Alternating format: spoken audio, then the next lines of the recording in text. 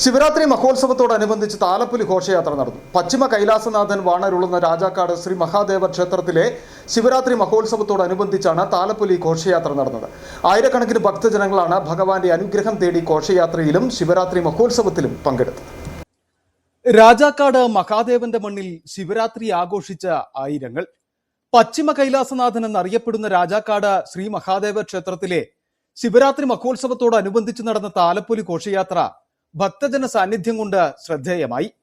NRCT Gurudeva ക്ഷേത്രത്തിൽ നിന്നും വാദ്യമേളങ്ങളുടെയും വിവിധ കലാരൂപങ്ങളുടെയും അകമ്പടിയോടെ രഥവും വഹിച്ചുകൊണ്ടാണ് താലപ്പൊലി ഘോഷയാത്ര എത്തിയത്.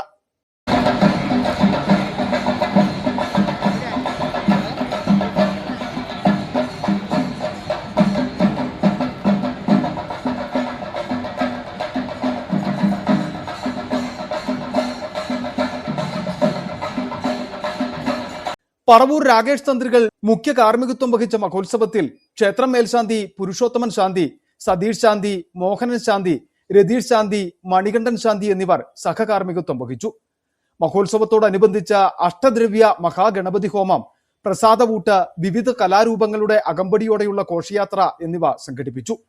Rajakkad union president MP Sreekumar, യോഗം assistant secretary KD Ramesh, union secretary KS Latheesh Kumar, ശാഖായോഗം president B Sabu, union councillor IB Prabhakaran, vice president VS Biju, secretary KP Sajeev തുടങ്ങിയവർ മഹോത്സവത്തിനും താലപ്പൊലി ഘോഷയാത്രയ്ക്കും നേതൃത്വം നൽകി.